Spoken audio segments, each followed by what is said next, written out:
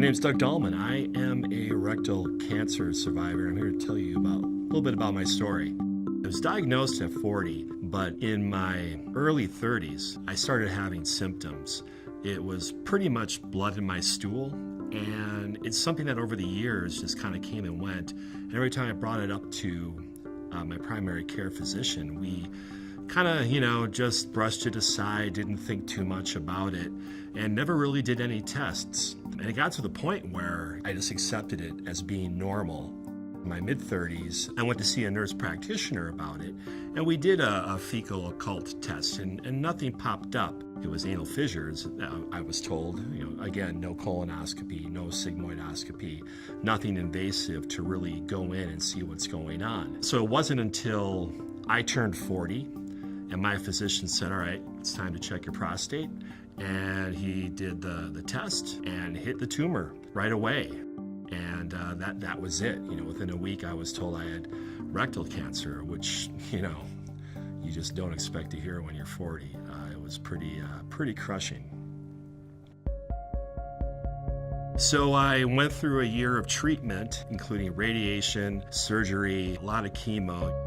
Surgery was where all my concern and worry was, because I was told at the outset, Doug, there's a high chance you're going to have a permanent ostomy because of this, and I just didn't want that at all. And I told my doctor, Dr. Mark Wyford, I go, what we want to do here is get rid of the cancer, so if I have to wake up with an ostomy, so be it, but that's plan B. Sure enough, when I came to and I heard the word, oh, this guy's got a permanent ostomy, my heart just sunk. And you talk to anybody who was told that that's a likely outcome of their diagnosis, and they're crushed. But for me, it comes down to it. You're going to do what you need to do to feel better and get whatever you have cured. So over time, my recovery was, probably more mental than physical. Within a few months, I was back on my bike and riding. I'm a pretty active guy. My goal coming out of treatment was to ride a century ride that summer. I finished treatment in December and was back on my bike January or February once the chemo wore off. That was great. So I got my physical health back pretty quick. But, re-injecting myself into everyday life with an ostomy was so tough.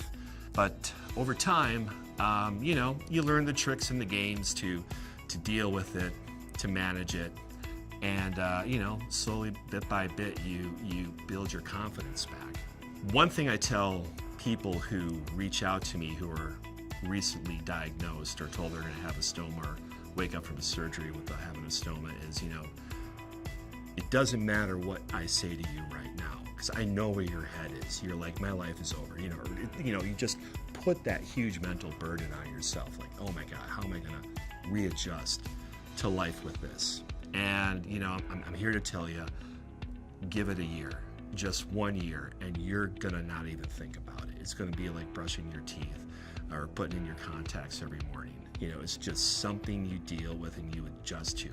I'm not saying that everything's going to be hunky-dory. You're going to have your accidents and they're going to be embarrassing, but that's just part of it. And you just plan for it.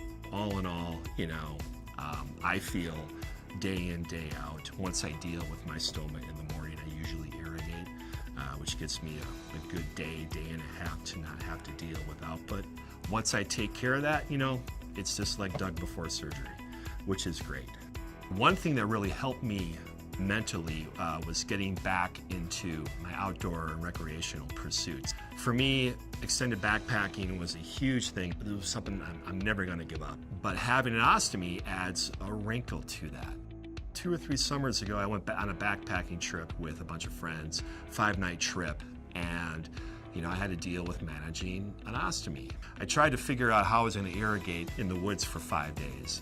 And let me tell you, that was a trick. I wish somebody would have, videotaped me trying to synchronize boiling water from a river to get to the right body temperature so that when you get your water into your large intestine, you're either not cramping up because it's so cold and you're not scalding your intestines because it's so hot while the outside cold air is rapidly cooling the water you just boiled. It's pretty comical, but you know what? You do it. Ostomy's not going to stop me. And then also, I had this dream in the back of my head for years of stepping on the stage for like a bodybuilding show. So I got in the best shape of my life and found myself on the stage in what's called a physique competition. They're going for a certain like beach body look. I spent a lot of pain trying to come up with a plan to cover my stoma. But just before I was about to step on stage, my stoma starts outputting. So I freak out and I have a choice either to go on stage and accept my trophy with a bag or not go out there at all.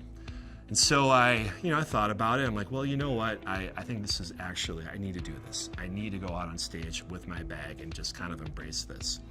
So that wound up to be kind of like the biggest moment of that whole journey of doing this bodybuilding show was going on stage, standing there with nothing on me except a spray tan and a pair of board shorts and a colostomy bag in front of 300, 400 strangers and try and smile like you're enjoying yourself and you're proud and you're confident. So that was a pretty cool experience for me. People who have symptoms, young or old, be your own health advocate. If you think you've got symptoms like I had, like bleeding, hey, that's not normal. Blood is not supposed to come out of that end. And I just thought that was my new normal for me, but it is not. If you really think you need further screening, a colonoscopy or something, and your doctor said, nah, let's not worry about it for another year or two, go find somebody else, get a second opinion. You're your own health advocate. So a message I would have for ostomates is, you know what, having an ostomy stinks. Nobody loves it. Don't let it stop you from living your life. It's going to take some extra care to deal with, but it's nothing that you can't handle. You can do it. Keep on living the life that the track that you were on before you had your ostomy, and think bigger. Just pursue the dreams you had before and pursue even bigger ones now.